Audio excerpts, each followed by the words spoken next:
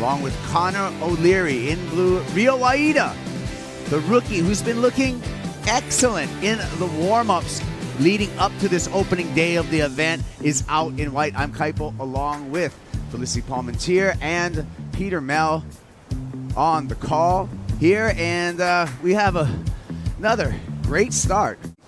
Again, getting his warm-up on. Not a major set wave, but obviously wanting to get the cobwebs, which don't hang around here in El Salvador too long because it is so warm. But again, just a little pop, air reverse. Get to see the progression. He did have an excellent two-wave heat total, and he's glowing right now. Griffin Colapinto in this yellow jersey. You've talked all week about how you just want to let your surfing do the talking. How did you surf so freely? I think just knowing my board super well, knowing the wave super well, and yeah, just having a good mindset, always dealing with a few things playing on your mind. So just knowing how to handle those emotions, and yeah, I just felt super free in that heat, and I knew I was up against Brian and Callum, and Brian knows the waves so well, and he surfs so good. So yeah, I knew he was gonna go all out. He's got his home crowd here, so I was like, just go all out, just do what you know best. So that's what I feel like I did, so I'm happy about it. Walk us through how you manage those emotions. Your first time in the yellow jersey, I can imagine there were a lot of them. Yeah, I was definitely kind of like, when people bring up the yellow jersey thing, I kind of just try and be like the humble guy, like, oh no, like it's all good. But it just didn't open up for him. Here's a replay flick. J.Robinson, second wave. Yeah, beautiful first carving turn out of the lip, straight back up into the lip for the second one. Slashes through that third section, and surfing with a nice pace on this wave. And you're going to like the look of this one. He finished it as well, so yeah, bringing it through to the inside.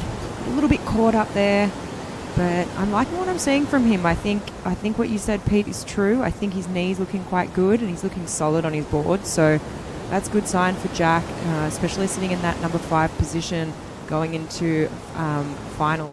And then I kind of realized, like, oh, I just got to own this thing, and just freaking roll with it. So once I flip that, I feel like I just feel more comfortable, and it's just fun, just joking about it and stuff. So yeah, I like it.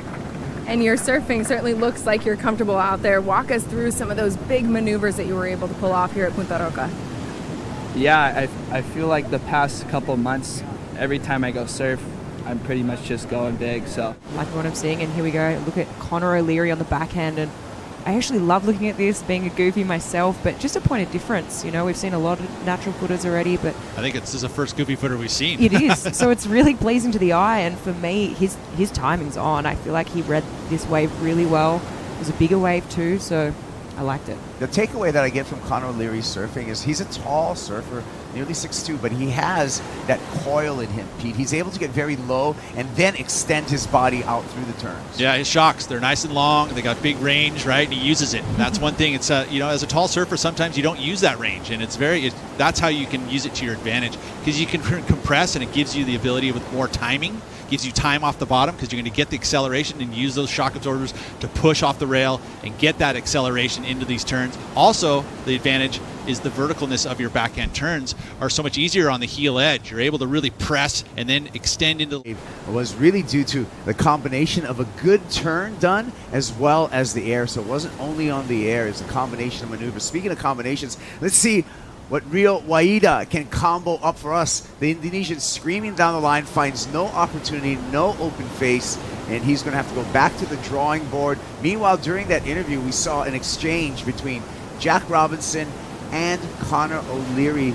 C.O'Leary, 5 seasons on the championship tour, coming off of his best finish in 2022, where he ended up 9th in the world, and he's continuing that in 2023. J.Robinson opens up with a nice air reverse to start, floats that one, has to kick it away as the wave runs off down the line. I like the intent of J.Robinson on that third wave.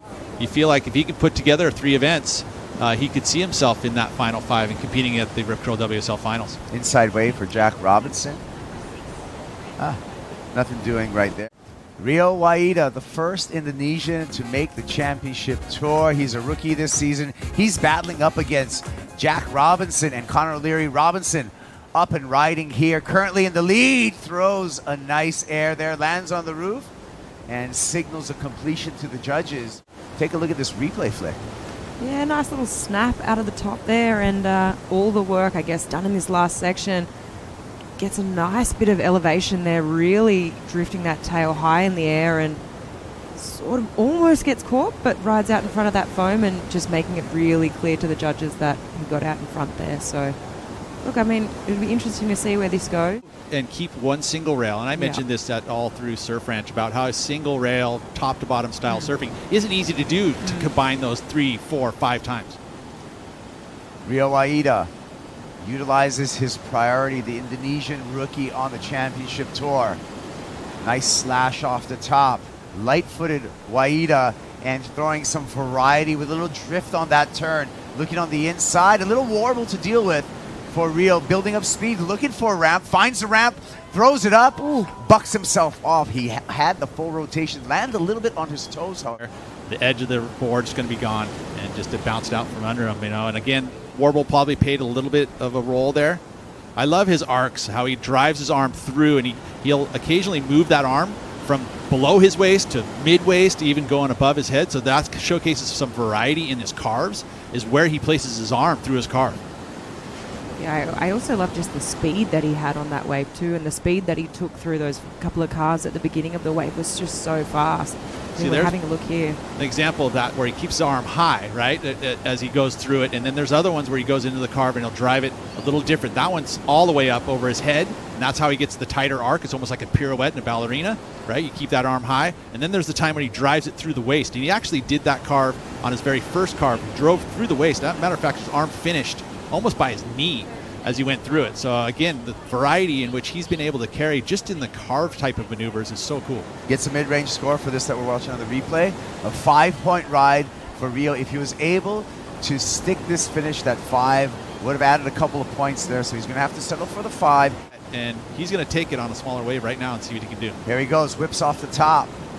Coiled bottom turn, one more snap off the top for O'Leary. He's got some rhythm coming through this inside section. It's a smaller wave, but he's performing well. Great timing, great execution, and that coil vertical finish should get the number, is my thought. Your thought, Peter?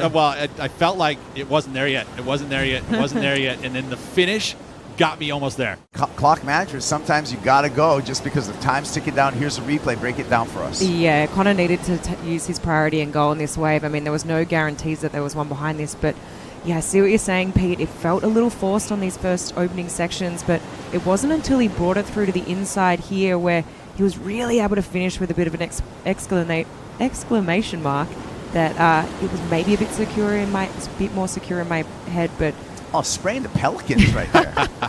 But look, I mean, it's going to be close. I think it was a smaller wave, but he had no other decision. He had to go, and roll the dice. I mean, I guess the question now is there another wave coming through for Jack out the back to get an opportunity to answer back? Yeah, that is the equation. Clock management, time management. Well, that was an exciting heat. Coming back, we got another exciting